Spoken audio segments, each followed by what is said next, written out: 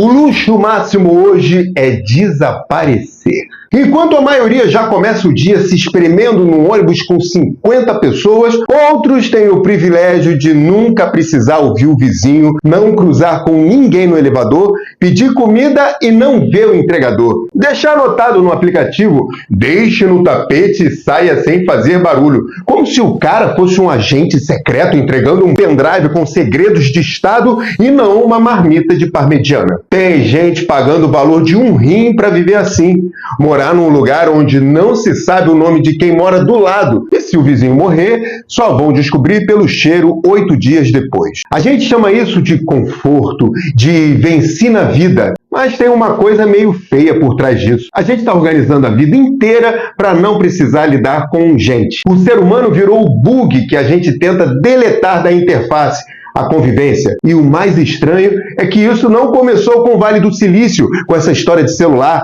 Começou com uma coisa muito mais banal, um corredor. Não, outro corredor.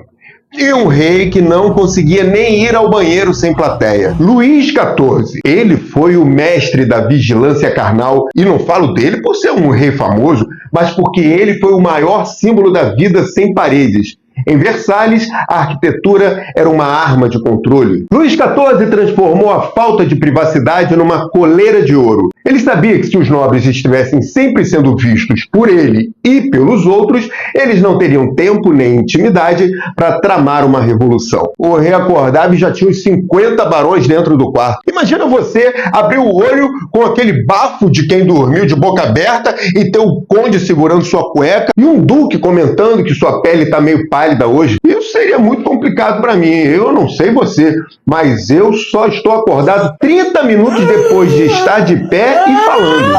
Não existia o conceito de meu momento. Inclusive, o rei ia fazer o número 2 na cadeira furada e continuava dando as ordens, despachando com ministros. O poder era carnal. Estar ali era o ápice da carreira de um nobre. Hoje você briga por home office para não ver o seu chefe. Naquela época, o jovem chegava em casa contando para a família todo feliz por ter realizado o sonho do estagiário de nobreza. Ele viu o chefe no trono.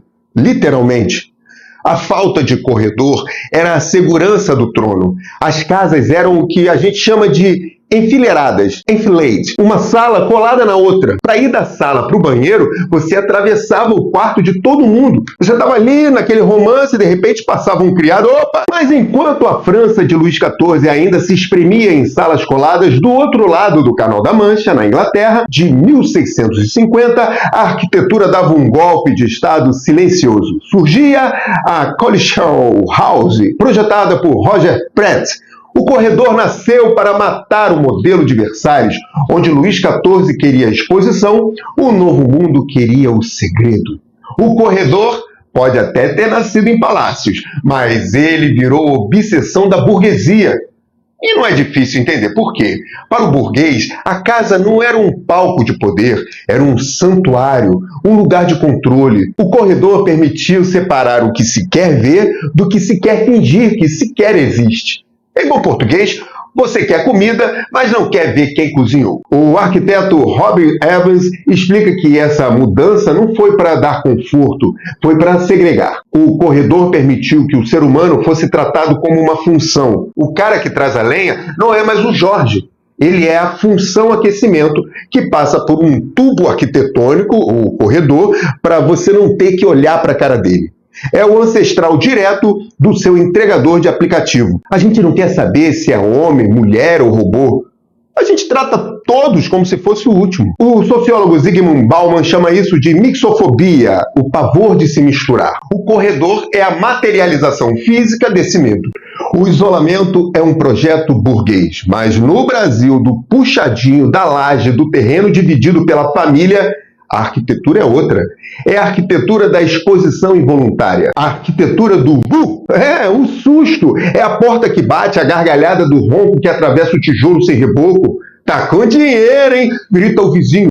E você se assusta, porque seu vizinho já sabe que você comprou uma airfryer nova antes mesmo de você tirar da caixa. Ontem fez camarão, hein?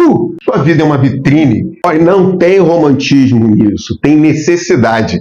Bater na porta para pedir uma cabeça de alho é sintoma de que o supermercado é muito longe para ir lá novamente. E o dinheiro está curto. A solidariedade ali é uma rede de segurança obrigatória. Se você não falar com o vizinho, quem vai olhar os seus meninos quando você ficar presa no trânsito? Mas essa rede cobra imposto. E o imposto é a sua privacidade. Todo mundo é juiz da vida alheia. Namorado novo, hein? Você não tem o luxo de desaparecer. Tô invisível. Tô invisível. Trânsito é o ambiente em que o isolamento acaba. Claro. Como cada um vai interagir nesse ambiente, também é um traço sociológico. E tem quem nem vá participar. A cidade de São Paulo conta com mais de 400 helicópteros, superando Nova York e Tóquio. Privacidade é isso. Mas aqui embaixo também temos nossas divisões. A experiência de engarrafamento indo e vindo para o trabalho pode ser de dentro do seu carro com ar-condicionado ou espremido em pé com 400 pessoas em vagão que caberiam 100. Por quê? Porque quem desenha transporte trata o trabalhador como carga viva, só que com CPF. E não, o que você for ver no celular, mais umas 3 ou 4 pessoas vão ver também. Não dá para abrir aquela foto. É um enfeite moderno, mas sem os móveis caros de Luís XIV. Ah, mas nós somos um povo caloroso que faz amizade na fila, dentro do trem. O trabalhador não quer interação às 6 da manhã com suor alheio no ombro. Ele também quer o privilégio de ser um fantasma. Se ele tivesse o transporte digno, ele seria o primeiro a colocar o maior fone de ouvido do mundo e fingir que ninguém mais existe. Mas hoje se faz isso e se mergulha na sua bolha de privacidade digital, o ganso vem e você fica sem nada. A gente até vê o gatinho tocando piano, mas sem tirar o olho das ratazanas. A gente confunde a falta de opção com característica cultural. Ser individualista custa caro demais. Sucesso é morar em um prédio com 3 portarias e usar o celular para não dar bom dia pro porteiro. A elite criou o corredor para não ver a ajuda. Vive livre de gente, porque quer só as funções desempenhadas por essa gente. Passou séculos tentando se livrar da intromissão alheia. Um mundo onde é possível ninguém te incomodar, ninguém te julgar na sua cara, ninguém saber o que você jantou, nem saber seu nome. O corredor funcionou, o isolamento venceu. Quem pode agora é livre. Livre para ser absolutamente ninguém para ninguém. Ah, foi eu que pedi. É para mediana, é. Ó, o código é 3583. Não, tô de paletó, tô todo maquiado, por nada.